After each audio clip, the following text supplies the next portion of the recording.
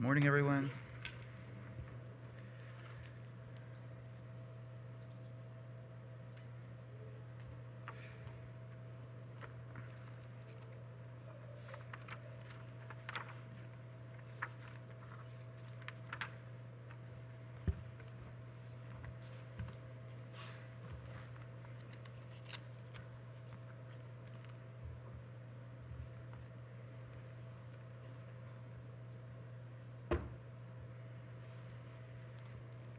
All right, let's pray. Can we stand for a change, stretch a bit for the next hour? Our Father in heaven, we come to you this morning. We're so grateful that you have set aside a day, that we come to you and draw our thoughts and our hearts, our minds, our will towards you, and we avail ourselves to your speaking to us today, God. I pray that you would do that. There are many things we can grasp at, but are futile to reach, lest you reach and reveal. And God, I pray for that mercy this morning, that you would reveal from heaven to our tiny viewpoints something of you, that we can grow thereby and have our souls and our minds and our hearts enlarged. Give us that gift, God. We truly ask for it. I pray that we can have hearts that receive. And God, do your work here. Commit the next hour to your glory. May you do what you will. By your mercy in Jesus' name, amen. Okay, I brought two of my creations here. It's Bob and Bill. So I made Bob. Oh, I thought I might be able to put him up here. You'll have to, as I go through the message, you'll have to imagine them. You won't be able to see them. I was going to prop them. So this is Bill, and this is Bob. I made them. And I told them when I made them, I will be your human, and you will be my stick person. That's our agreement. It's gone fairly well, but we ran into trouble of late. They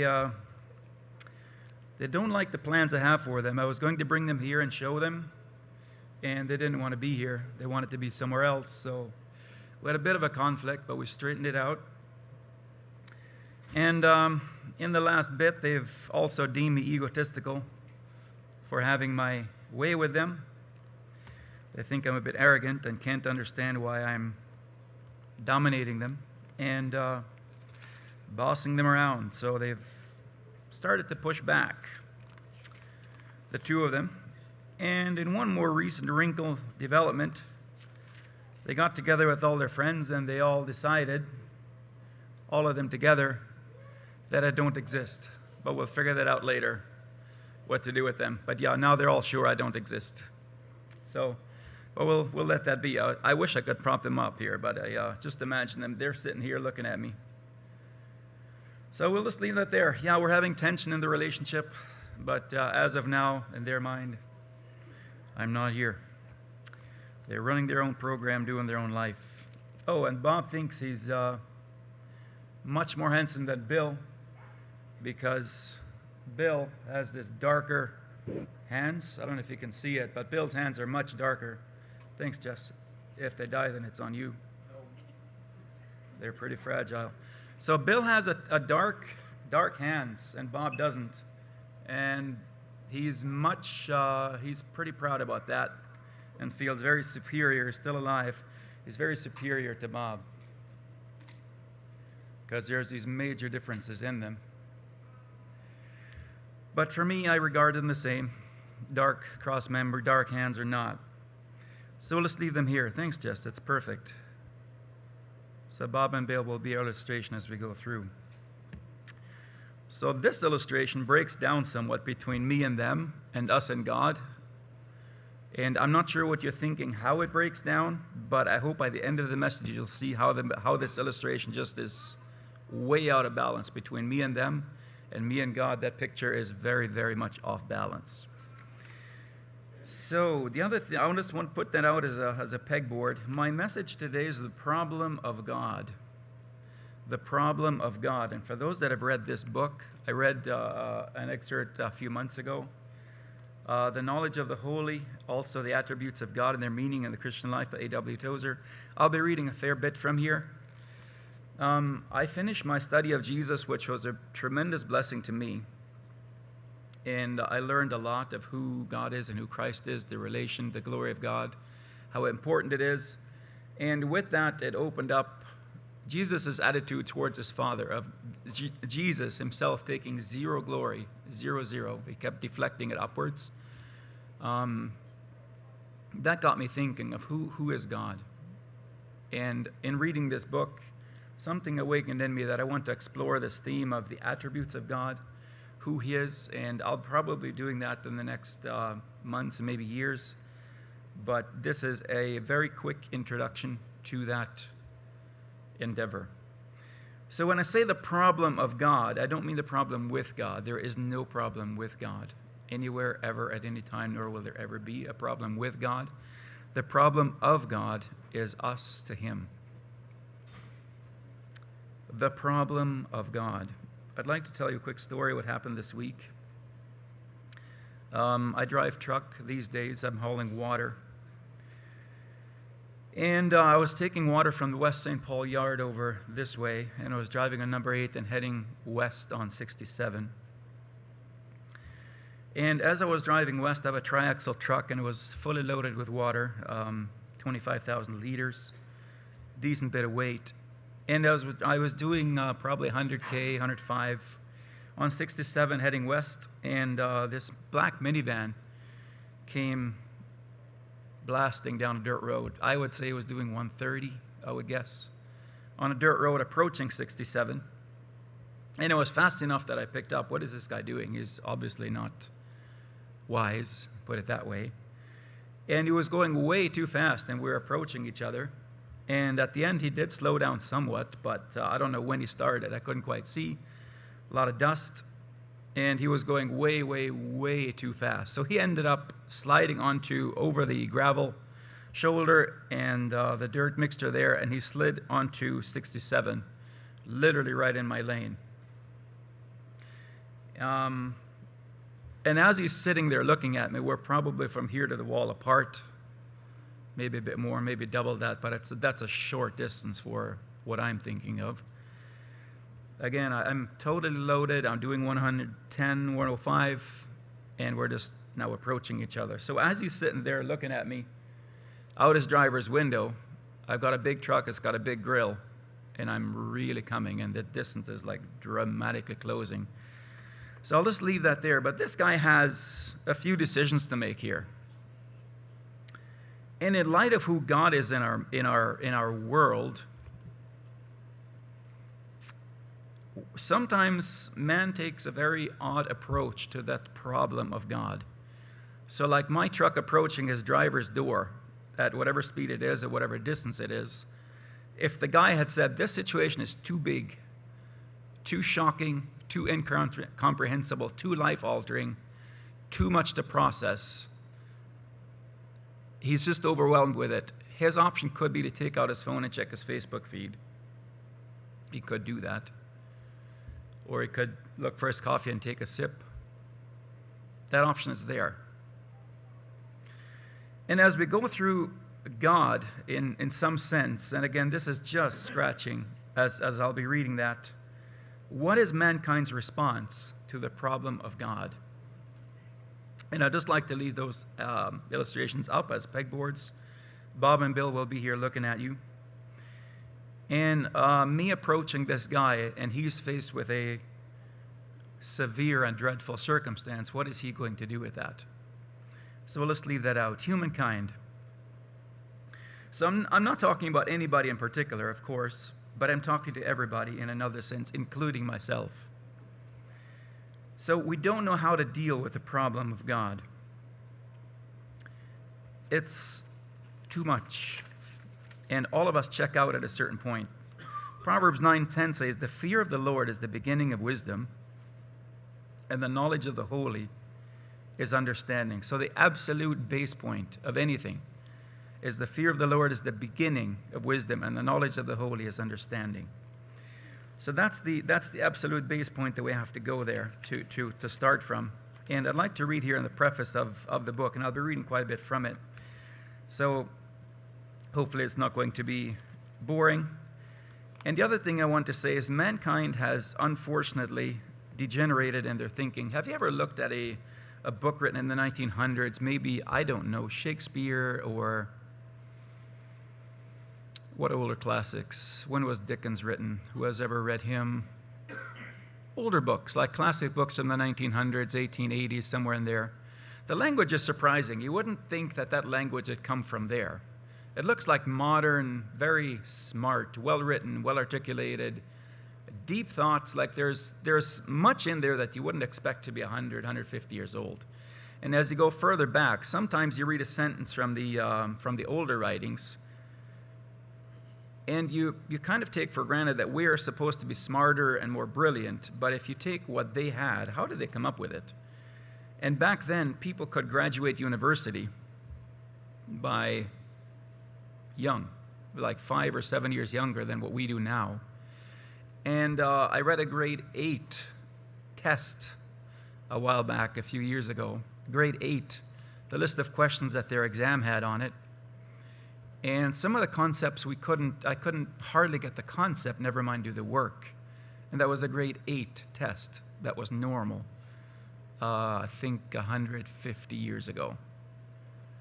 So we think we're getting smarter and more brilliant. But just case in point, when phones first came out, we had to dial numbers. We didn't look at Nick and touch Nick and it would dial for us. We remembered the numbers. And most of us had, I don't know, 10, 20, 30 numbers memorized comfortably. I need to call home. I need to call work. And we'd go through it. Now I have about 4 numbers memorized, which is probably pretty classic. So it doesn't mean we're getting dumber, but our computing, memory, thinking, reasoning, deep processing power is diminishing as a society very, very much. Critical thinking is going on a nosedive. So we think we're getting smarter. We're definitely not. Definitely not. And yes, computers are doing thinking, and we're able to do more, like computer modeling. To be able to fly a jet with a computer before building it and testing it is good. To be able to know how much stress a piece of aluminum can take when you load it up over how much time before building the car, that's a good thing to have computer modeling. But on the flip side, if we're giving our mental capacity away, and for me, the topic of AI is doing that. People are giving the last bit of value. So we've given and given and given.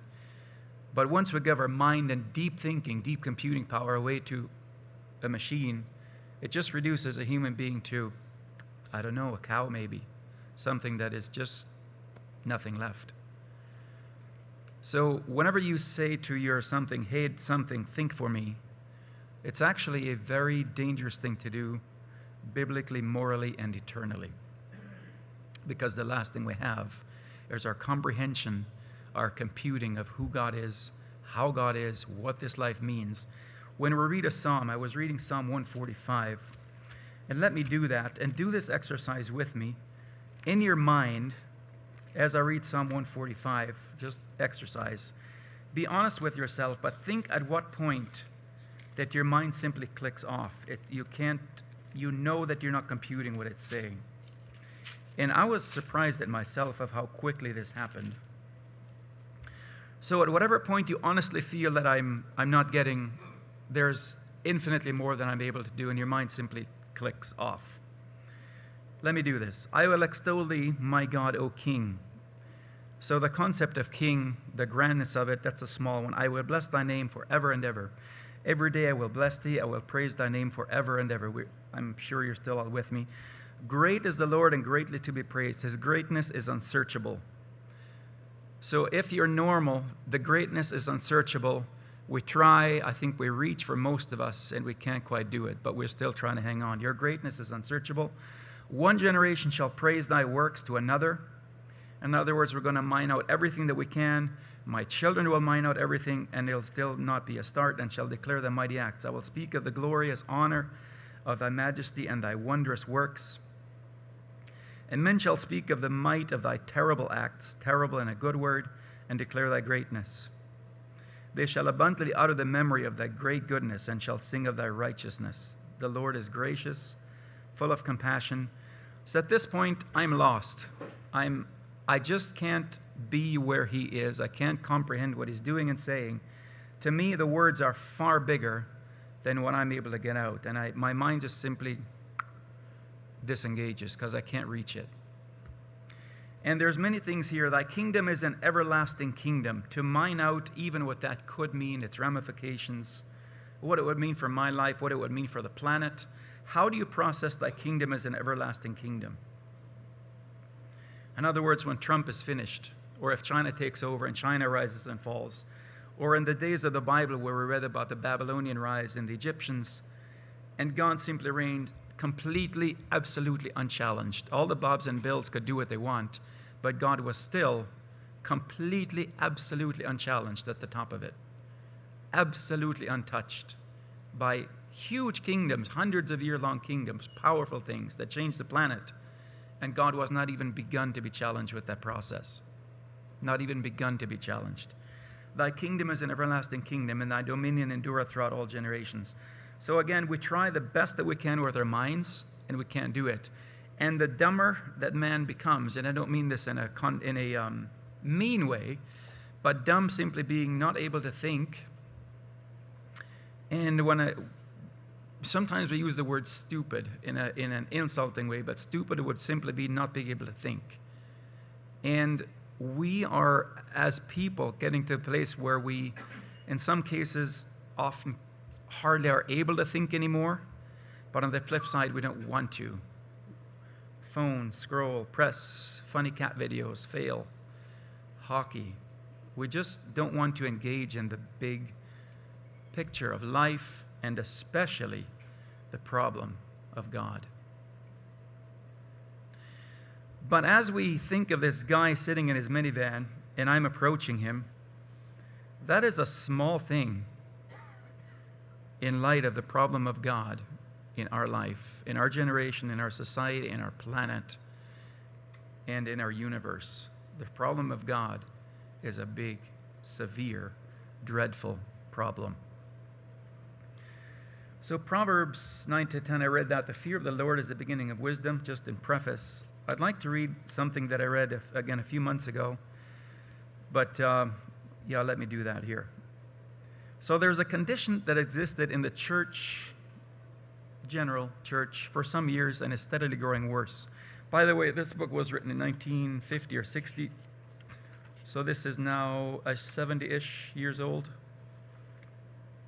This is a 70-year-old book.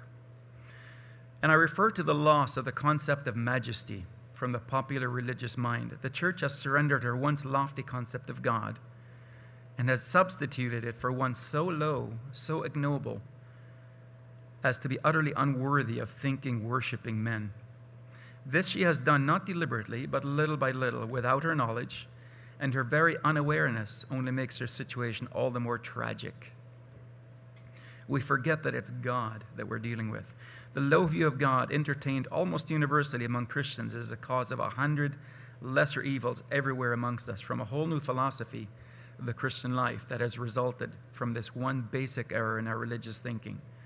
With our loss of the sense of majesty has come the further loss of religious awe and consciousness of the divine presence. We have lost our spirit of worship, simply recognizing God is God and I am man.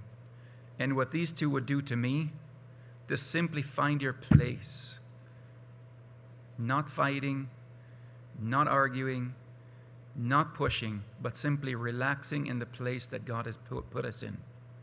And not trying to be equal, not trying to fight, not trying to take our own way, our own plan. That is completely foreign to reality. They're not going to fight me. And when they think they can, they're just not in reality. It's not a question of will or might. It's what's real. And mankind is that to God. So worship, simply recognizing the grandeur and the bigness, the vastness of God, and our ability to withdraw inwardly to meet God in adoring silence. And that will come. In Revelation, things will be righted again, and that will be complete again. Worship and our ability to meet God in adoring silence. Modern Christianity is simply not producing the kind of Christian who can appreciate or experience life in the Spirit. The words, "Be still and know that I am God," mean next to nothing in the self-confident, bustling worshiper in this middle period of the 20th century. Again, 1971. And the world has gone dramatically different since then. So, how do we, as humans, come to any, even if it's faint, vague idea of who God actually is? I'll read again here. Were we able to extract from any man a complete answer to the question, what comes into your mind when you think about God? We might predict with certainty the spiritual future of that man. Were we able to know exactly what our most influential religious leaders think of God today, we might be able to, with some precision, foretell where the church will stand tomorrow. In other words, what we think of God today, those that lead, those that preach, those that teach, if you could mine down what our actual view of God is, that will be where the church will be. If it's low, the church will be low. If it's high, the church will be high. It's in direct correlation. And then all the problems of heaven and earth, so septic problems, flat tires, bad teeth, financial woes, vehicles not working, health issues, family tension, all the problems of heaven and earth, if they were to confront us together and at once, would be nothing compared to the overwhelming problem of God. That He is, and what He is like, and what we as moral beings must do about Him.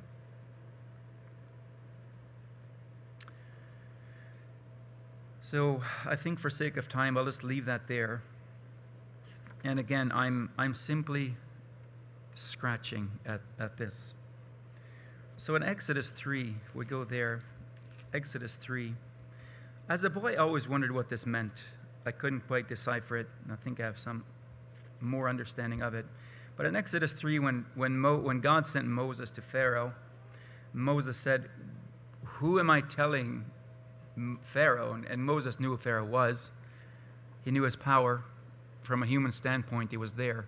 He knew what he could command, what he could do, what he was like, what his personality was.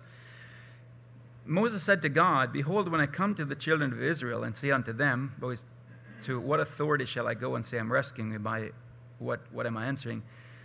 "The God of your fathers has sent me unto you, and they shall say, what is his name? What shall I say unto them?" So he's saying, by what authority am I to embark on this endeavor to rescue these people that have been crying to you for 400 years? What's my credentials? What's the credibility here? What's the power? Like, what am I appealing to on their behalf? And God said unto Moses, "I am that I am." And he said, "Thus shalt thou say unto the children of Israel, I am, hath sent me unto you." And that, in God's mind, was a complete and absolute and utter picture of complete and complete and complete and complete power. That will be enough. The "I am" sent you. There's no more needed than that phrase. And to God, that was enough.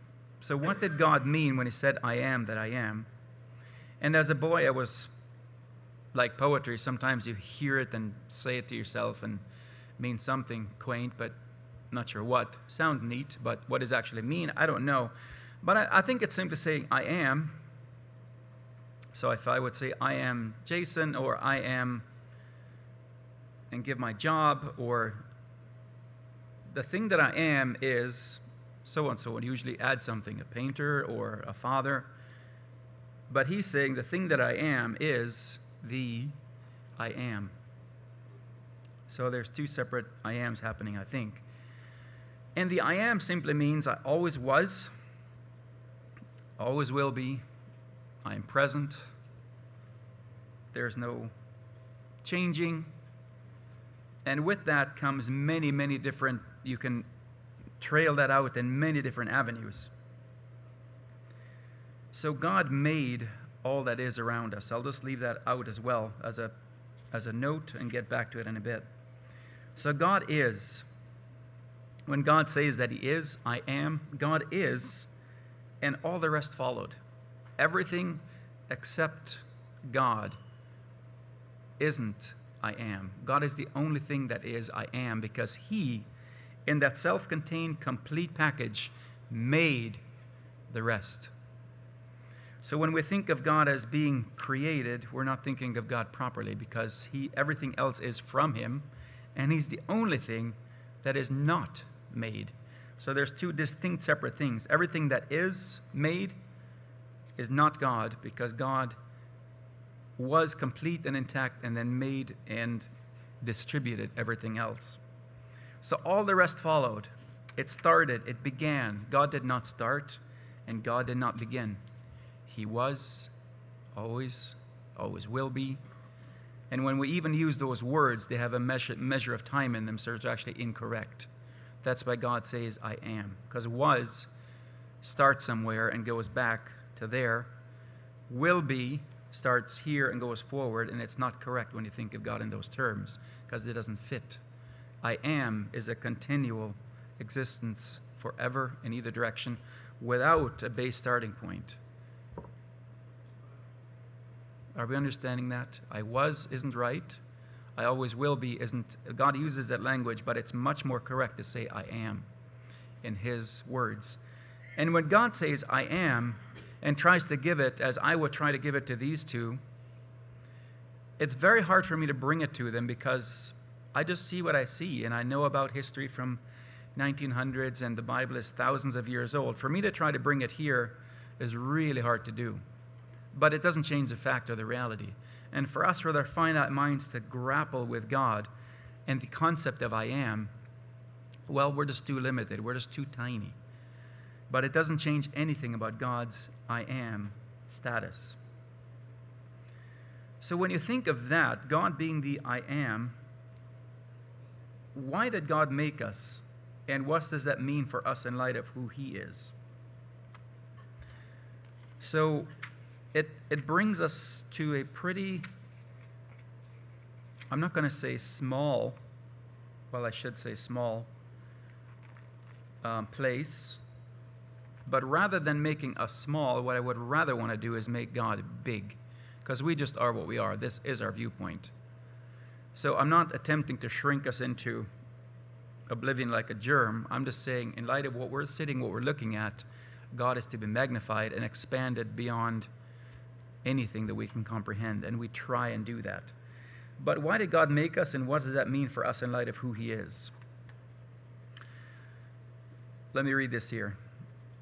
It's about the self-sufficiency of God. The problem of why God created the universe still troubles thinking men. If we cannot know why, we can at least know that He did not bring His worlds into being to meet some unfulfilled need in Himself.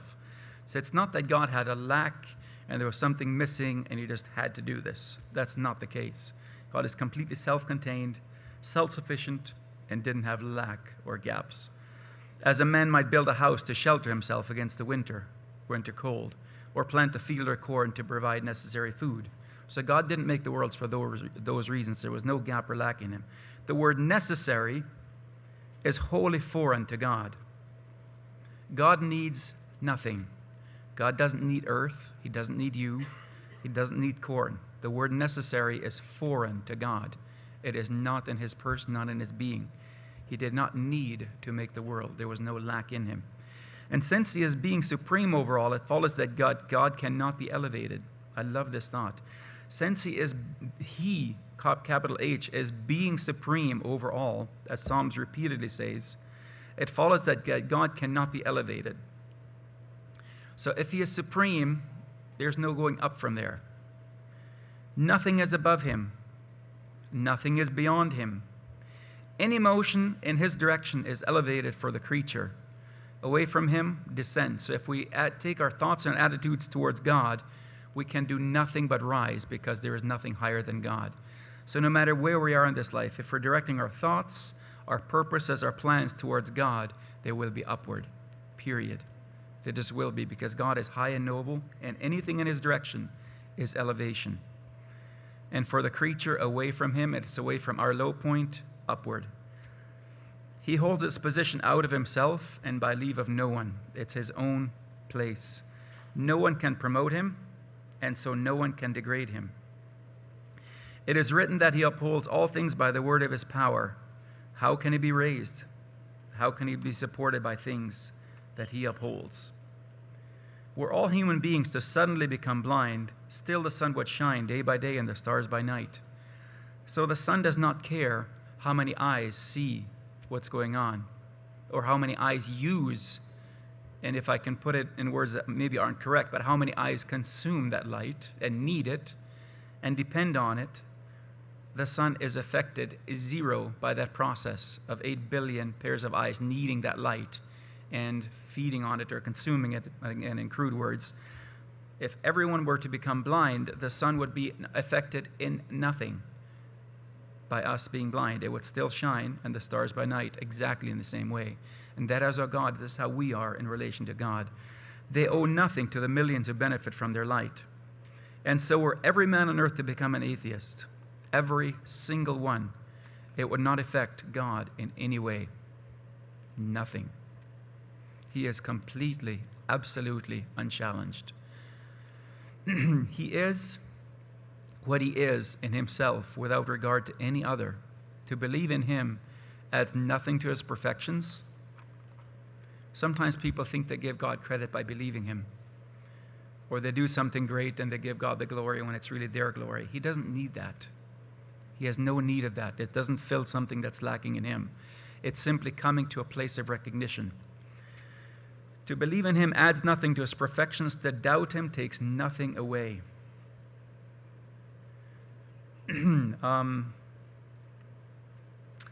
I'll read a little bit more here. Almighty God, just because he is almighty, needs no support. The picture of a nervous, ingratiating God fawning over men to win their favor is not a pleasant one. I think it's very disrespectful, in fact. Of a nervous, ingratiating God fawning over men to win their favor is not a pleasant one.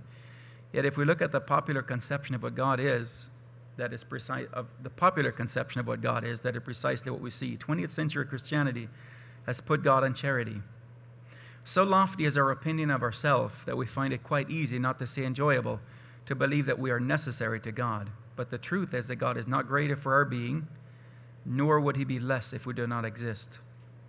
That we do exist is altogether of God's free determination, and not by our merit, nor by divine necessity. God simply is. He simply is. And we don't affect that, or touch it, or alter it, or give it pressure. Nothing. God is. So again, there are things here to be mined out that are hard to get, but I hope that we can try and reach and strive and open. And in doing that, God rewards those that seek him. He gives light. He opens the curtain, so to speak, that we can start seeing things through them. And it's something that only he can do.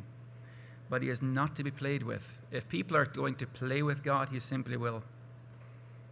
He's not to be played with. He's not to be made into something that people imagine him to be, you or me or anyone else.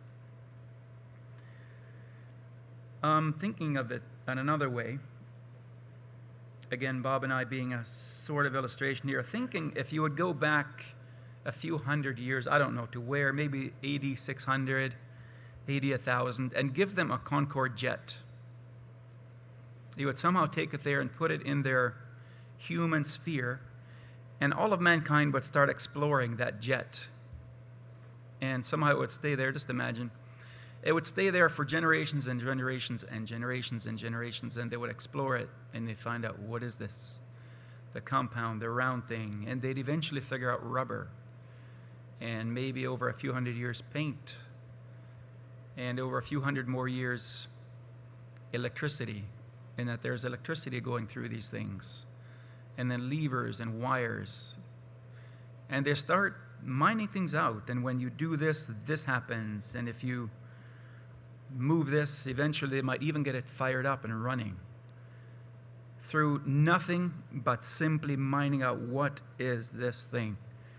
And you would apply thousands of mines, thousands of hundreds and hundreds of years to simply what is this thing. And they would eventually get to the point of understanding a very basic understanding of it. They'd be able to fire it up, appreciate some of the complexities of it, and they'll be able to move it. And with that, with all that history there, they would write it down and document it and put layer upon layer of knowledge. Why is the paint on there? Because if it's not, it rusts, and they'd figure out that stuff. And eventually, with the Concorde, they'd be able to literally move the thing. So you would think that man, in doing that, in looking at the Concorde, what do you think they would conclude? Can I have any ideas? What are their options? What would they be concluding?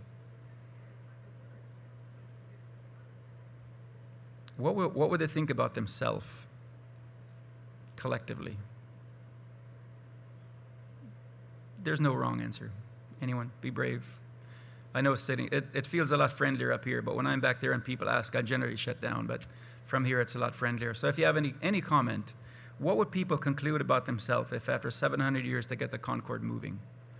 What's their mindset on their own world, on their own selves? They would figure out they're pretty smart, because they are. There is a lot to figure out in a Concorde. They think we are wise. We, through discovery, through endless pushing, through endless collaboration, they think that they will now, through discovery, science, we will forge our own destiny, because we're obviously smart enough to figure this out. We are masters of our fate, because we have learned so much about how this thing works. We will apply all we learned and much, much more, and become all wise, and further prove that we have need of nothing. And ultimately, with our wisdom, we will rule supreme. There isn't anything greater than us and science. Is that familiar? Human beings have been studying science, the human body. When you cut yourself, what happens? Hemoglobin levels, blood types, how the eye works, how many million colors the eye can see, what to do when something breaks, how to do open heart surgery. There's many things that the human body it's fantastically made. And the more that we find out, mankind, find out about the human body, just that, the more complicated it gets, because there's many systems in systems in systems that are completely interconnected and dependent on 5 other systems. And the more that we as humans mine into that, somehow man thinks more and more we are masters of our fate, because we have learned so much about how this thing works. We will apply all we learned, become all wise, and further prove that we have need of nothing, and ultimately, with our wisdom, rule supreme. There isn't anything greater than us in science. But that is akin, obviously, with the illustration I gave, to them saying, looking at the Concorde and saying, being that we've discovered paint and rubber and fuel mixtures and ratio and ignition, and we can move this thing, being that we've arrived here, obviously there's nothing bigger than us. Obviously we're all powerful. They take that approach, and we as men take that approach, rather than saying, what on earth? The more that we're discovering, the more we're figuring out this is connected to that. And this thing, we've had it for hundreds or thousands of years. That means all the way back there, somebody knew all that stuff. And we, in this modern age, when our complete enlightenment that we have currently, have not even begun to figure out what somebody knew hundreds of years ago and gave this thing to us as a project to discover. So instead of recognizing, whoa, we are so dumb, we didn't know anything back then, and now that we're discovering more, it's becoming evident. Every time we discover something, it's becoming evident there's something infinitely, in their mind, or far greater, infinite is God, far greater than anything that we ever could come up. All we're doing is scratching at this thing. Who knows what it's for even? Maybe it flies. This, I don't know what it is, 10,000 pound or 50,000 pound thing. Who knows? That might even be possible. And they start thinking like that, and with that would come a humility, you would think. But instead, mankind says, obviously there's no God, because we're discovering science. It is a severely tiny, and dare I use the word correctly, stupid viewpoint. It has to be. It is, absolutely. I'm going to go to a few passages here. We're not immune from this. I a few years ago, when I was younger, in my 20s, had a fair bit of pressure concerning evolution. I wondered, what if it's true? And that would be what it would do to my religion, to my faith belief. I want my soul to be secure, and I would like purpose in life, and I want there to be a God, and I'm sure there is. But if evolution is true, it's a lot of pressure that I really don't want to deal with. I really, really hope it isn't. But I'm sure creation makes a lot more sense. So that was, if I could put it crudely, my viewpoint. But going to Romans, I know I'm not going to get nearly through my message, but I'm considering this a start anyway, so I'll just kind of have to stop in the middle somewhere. And that's okay, because it's introduction technically. So going to Romans 1, there's words here that again, I'm generalizing too much. If you're not there, forgive me, but I'm speaking of humankind to everybody, and me and you if it applies. I hope no one's offended when I talk like this, when I say we. But in Romans 1, sorry, I'm disoriented here. It talks of mankind and their condition, lists a few things. But it gives an indictment against man, what God would have against man. Romans 1. It says, therein is the righteousness. And I don't believe it's talking of a moral rightness, that you may do these laws and not those laws. I don't think it's talking about that. And I'll get to that later on in the message. So it's therein revealed that the righteousness of God is revealed. So the righteousness simply would be where everything is how it's supposed to be, a car that's running perfectly from the factory. It's just perfect. There's nothing wrong with it. That is righteousness. And if you think of me cutting myself, and then a week later it's completely healed, you couldn't find it, that everything just works like it should. All the muscles, all the sinew, all the white and red, and everything simply, there's probably, I'm guessing, but I would say millions of things happening to make that happen. They all simply do it like they're supposed to.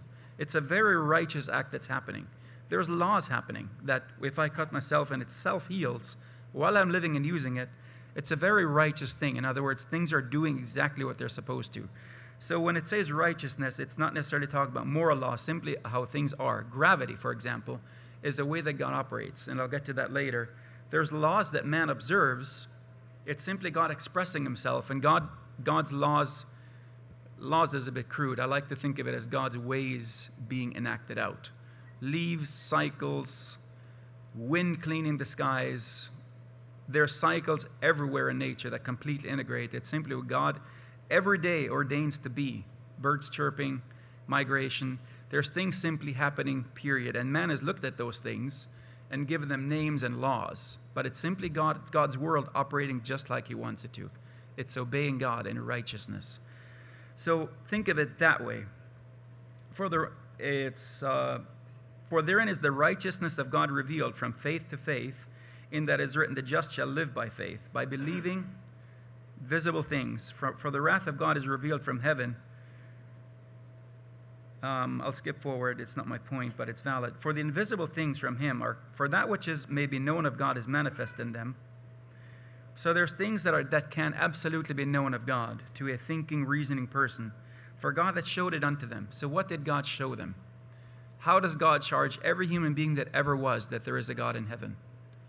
This is blanket to every person that's alive today and has ever been alive. This judgment is on them. Because God had showed it to them. What did God show them? For the invisible things of him from creation of the world. So when the second that time started and God started this project, from that second, it is clearly seen. Clearly seen.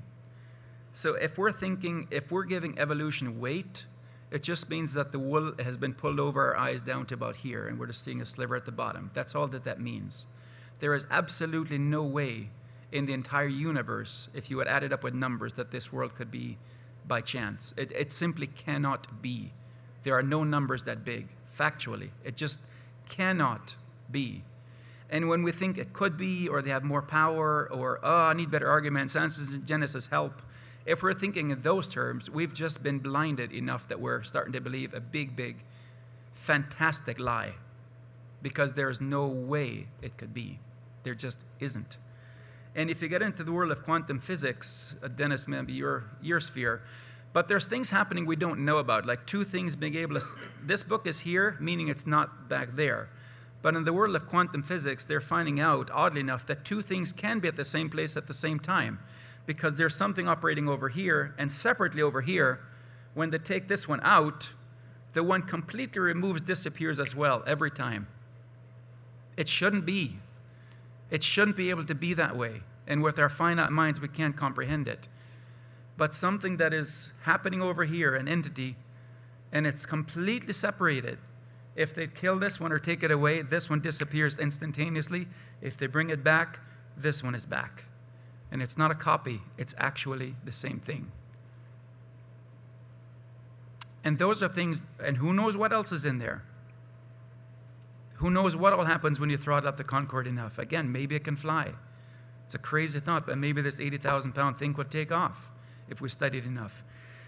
In God's world, if looked at correctly with true eyes, not eyes of I hope so or we wish so, faith is simply acknowledging what is. So when Abraham, or when Noah built his boat in Hebrews, we'll get to that later, there was physical, practical, real evidence. Faith is evidence and substance. It's real things. So when he's saying here that man should know by creation that things are clearly seen, they are understood that God made them in his eternal power and Godhead. That is absolute fact. And when man says there is no God, you are denying this fact, that there are things clearly seen from creation of the world. They're being understood by things that are made. Even his eternal power and Godhead, they are without excuse. There is a God in heaven. And every man that has been born from Adam to the last one born will have to reckon with that fact. There is a God in heaven. And he's not to be played with. He's not to be religiousized. There is a God in heaven.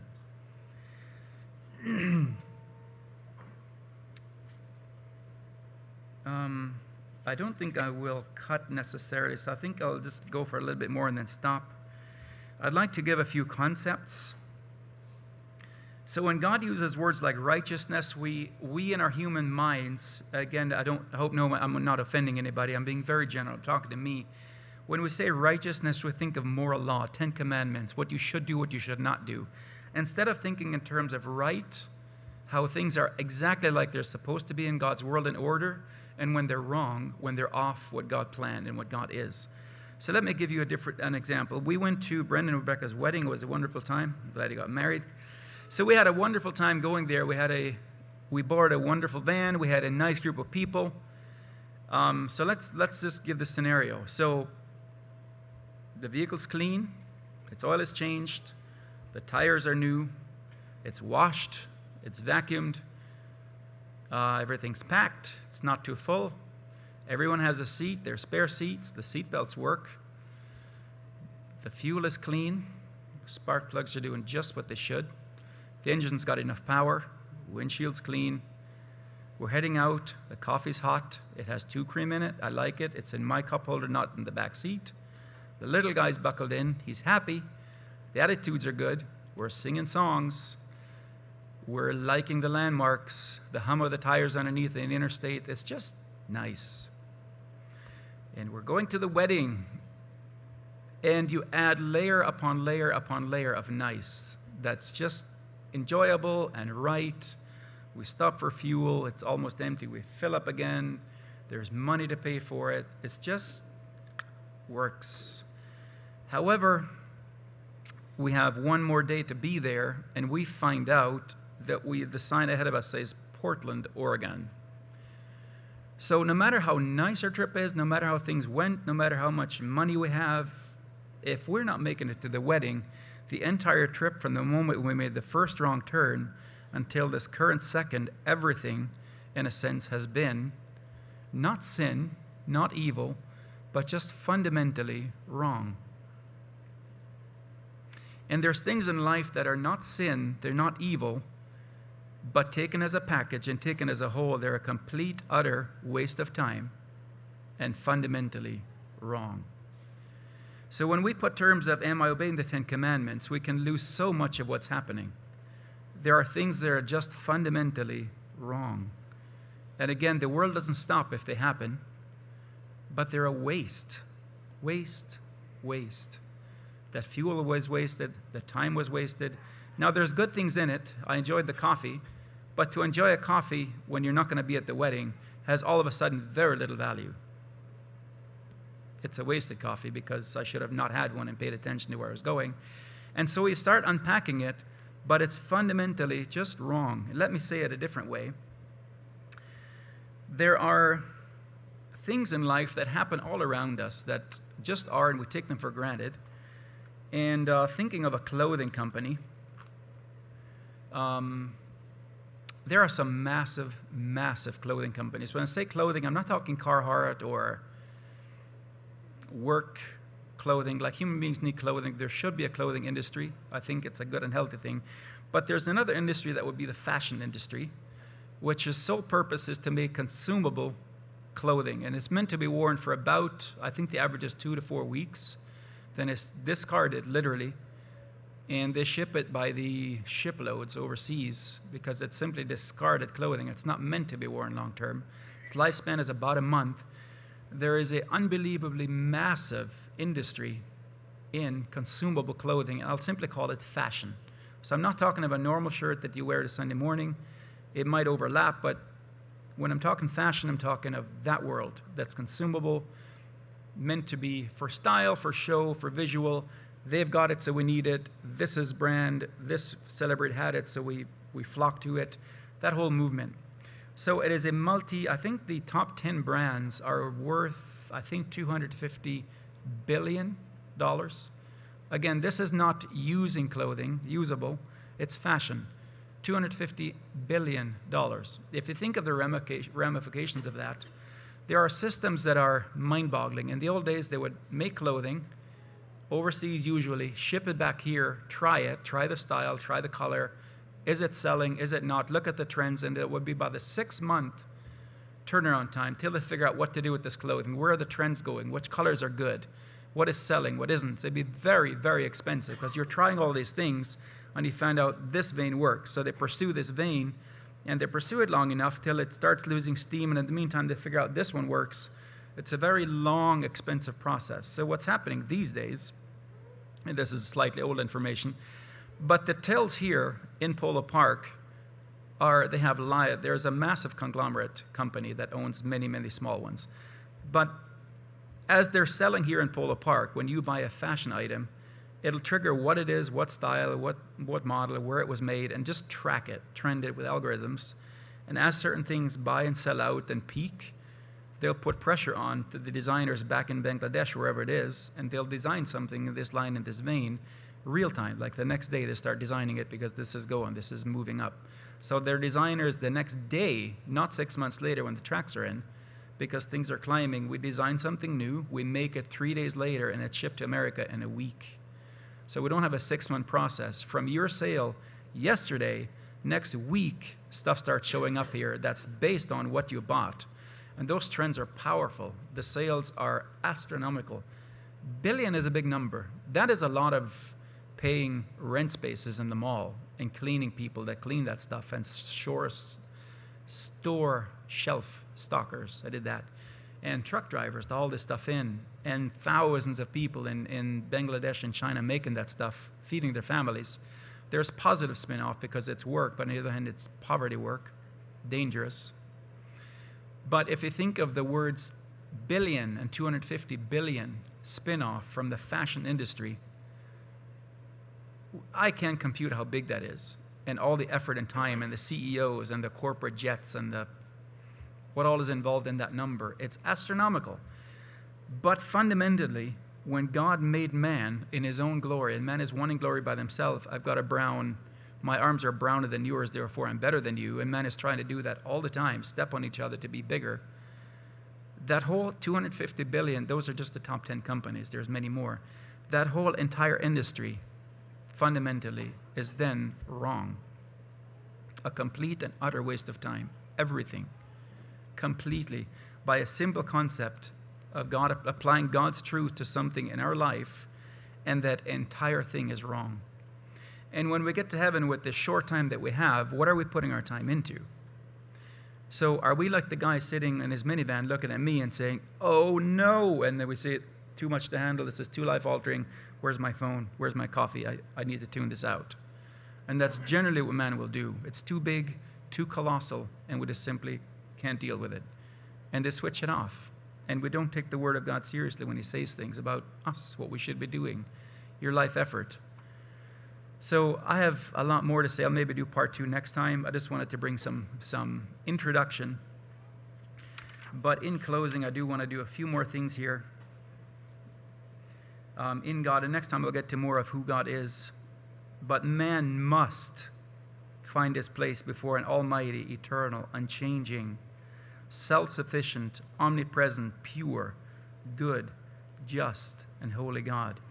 God is defined by Himself. And whatever fellow fallen men or evil men, and there's a big difference between a carnal, simply earthly man walking out his walk and an evil man, a rebel. There's many out, and they're increasing. Or well-meaning but erroneous religious people, whatever they come up with, it does nothing to who God is. None of them change it. If we're completely wrong about who God is, it does nothing to alter it. We lose. So it's in our best interest to get an accurate view of who God is. He will not be played with. He will not adjust to what people think He is. He's unchanging. He can't change up, down, sideways, because that would mean He would have to become more. He cannot become more. Or He would have to become less. He cannot become less. He simply is. He will not change. He will not be reduced. He will not be manipulated.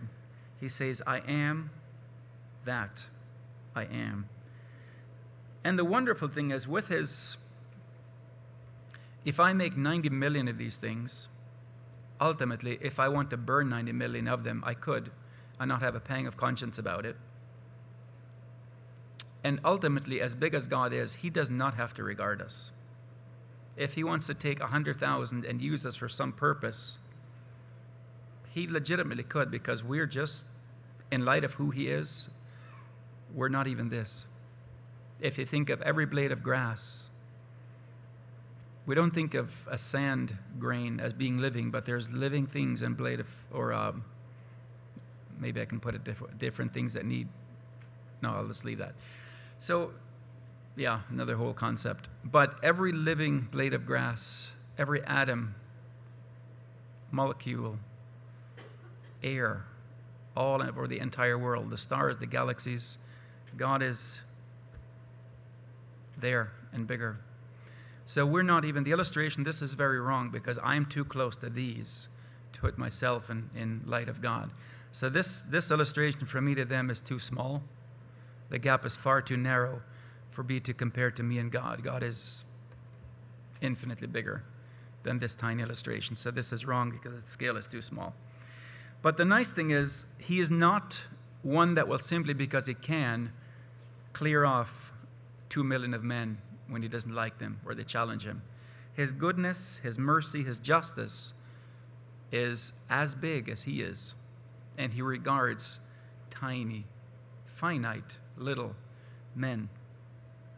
And those that seek Him, He promises He will reveal. But again, He's not going to be played with. If you play with Him, you get zero. He's not interested in that. Those that play at God will not find Him, but the serious seeker, He's promised will. He will reveal Himself. It's not a game. It's not a feel-good thing. So the fear of the Lord is the beginning of wisdom. So just one more thing in closing here. So knowledge of such a being cannot be gained by study alone. It comes by a wisdom the natural man knows nothing of, neither can know, because it's spiritually discerned. Jesus said the things of the flesh and the things of the spirit do not comprehend each other. They don't reach, they don't connect. But the man can take his flesh and seek God, and God will illuminate and open up and show and reveal. So we cannot know, but we can spiritually discern if God condescends to show us. To know God is at once the easiest and the most difficult thing in the world. It is easy because knowledge is not won by hard mental toil. It is something freely given. As sunlight falls free on an open field, so the knowledge of a holy God is a free gift to men who are open to receive it. But this knowledge is difficult. because there are conditions to be met, and the obstinate nature of fallen man does not take kindly to them. We'd still like to have things our way. If God is this way, then, and that language does not apply to God. It comes from a humble heart, taking God exactly where He places us at, finding our place there, and honestly starting an actual seeking that is real. So may God reward us with that. I'll take my men home. They live to tell the tale, and they serve their purpose, so all work well. Amen.